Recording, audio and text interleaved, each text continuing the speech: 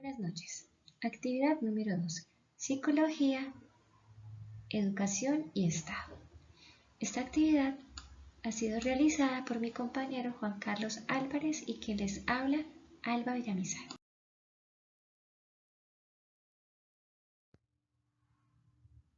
Por medio de un cuadro comparativo, vamos a entender las teorías psicológicas aplicadas en la educación. Aspectos a comparar y teorías. Teoría conductual. El conductismo es una teoría psicológica que se centra en la conducta que puede ser observada. Sus principales exponentes fueron Pavlov, Skinner, Watson, Chornicke y Bandura. ¿Cómo se aprenden métodos y técnicas? Condicionamiento clásico. Se aprende por medio de respuestas o estímulos ante estímulos que previamente se consideraba un estímulo neutro. El condicionamiento operante. Este aprendizaje se manifiesta con respuestas o conductas que se dan de manera libre y voluntarias. Estas respuestas pueden ser positivas o negativas, agradables, refuerzos o desagradables, castigo. Y el condicionamiento vicario, observaciones e imitaciones. Se da mediante la observación y la conducta de los demás y es un aprendizaje social.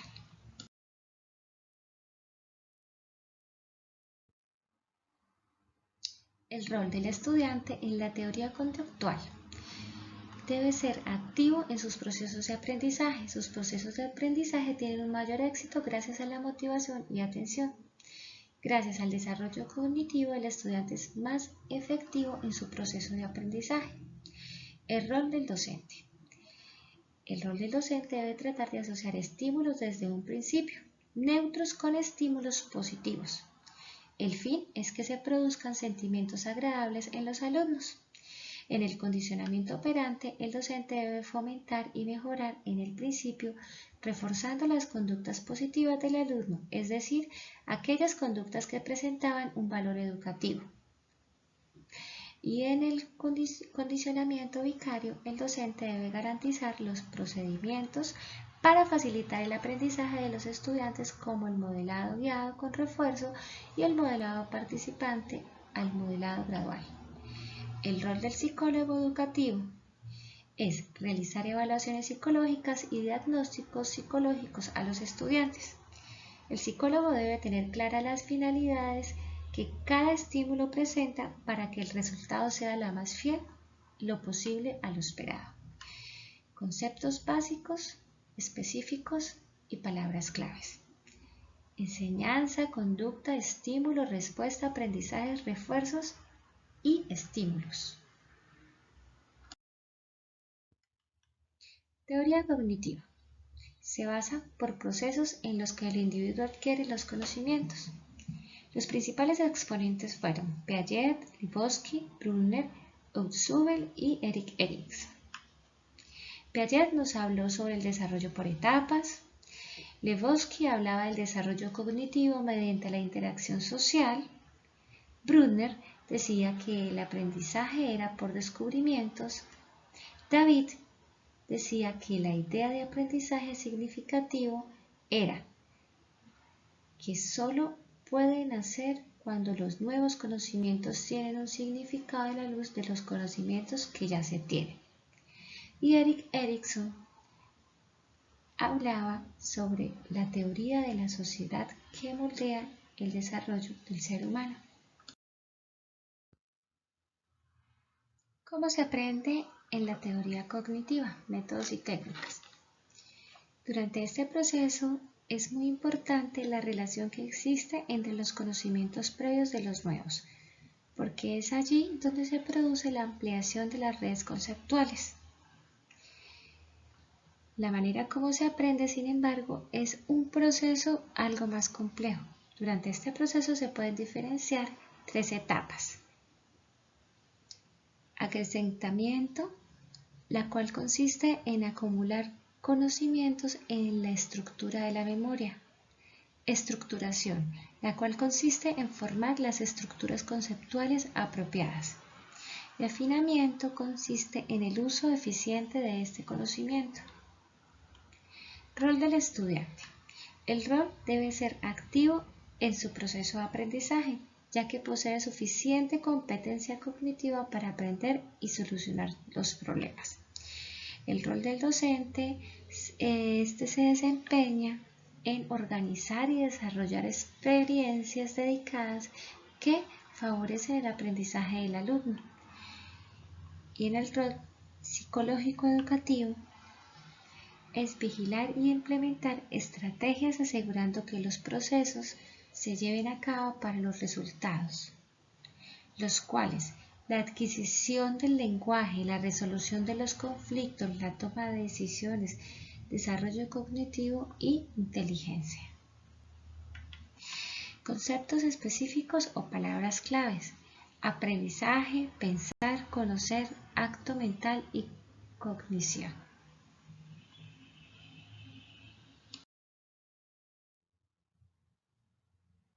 La teoría humanista.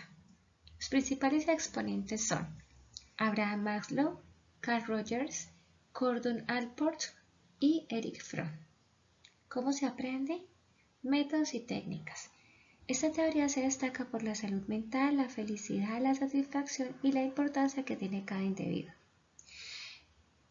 Se aprende mediante estímulo y respuesta, es decir, en lo que cada persona piensa y reflexiona, lo cual son consecuencias del comportamiento, y esto es muy importante para la teoría humanista, ya que enfatiza en las personas y que cada una cree su mundo.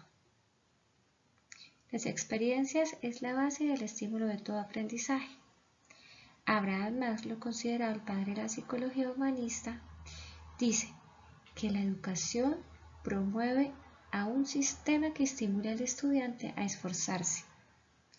Carl Rogers pone énfasis en la libertad de los individuos, es decir, promueve el pensamiento crítico, la libertad de acción, diálogo y la escucha en el compromiso de construir propio conocimiento en equipo. La finalidad de la teoría es dar una respuesta diferente a los problemas del ser humano, ofreciendo una perspectiva en el ámbito de la salud y no de la enfermedad. Rol del estudiante. El estudiante debe ser aprendiz activo y entusiasta, más que antepasivo, al que hay que forzar y aprender. Debe estar interesado en aprender, ser auténtico, compartir con los demás. Cada uno es libre de elegir sus objetivos educativos y los métodos para alcanzarlos. El rol del docente. Crea un ambiente de confianza y de desarrollo. También tener una buena comunicación con el estudiante, y el fin es tener mejores resultados en su proceso. El rol del psicólogo educativo. La teoría humanista en psicología incorpora una variedad de técnicas terapéuticas que se centran en el potencial individual de cada uno y hacen hincapié en su autorrealización personal.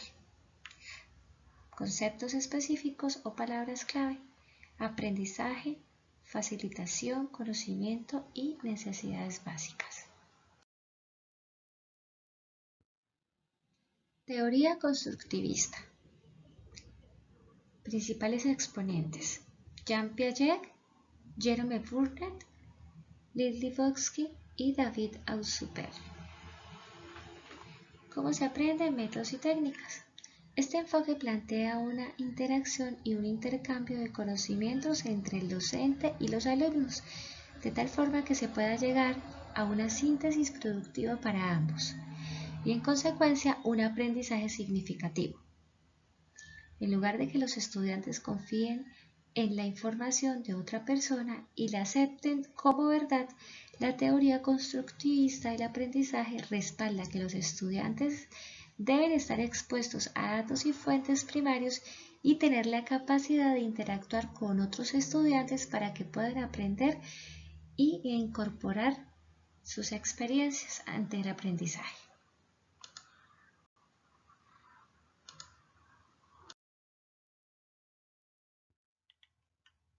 El rol del estudiante.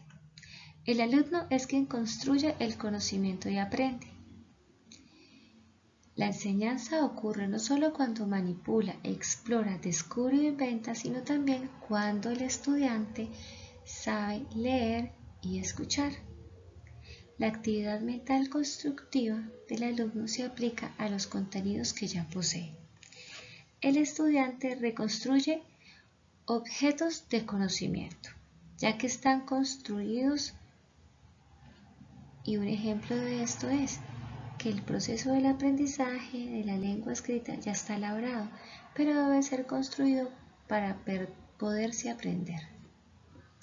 El rol del docente. Su papel es moderador, coordinador, facilitador, mediador y un participante más de la experiencia planteada. El rol del psicólogo educativo. Asesora y promueve al estudiante y al docente a que sea el alumno quien construya su propio aprendizaje, brindando herramientas como el que existen espacios y material educativo, manejo de tiempo y trabajo en grupo. Palabras clave: aprendizaje, constructivismo y desarrollo.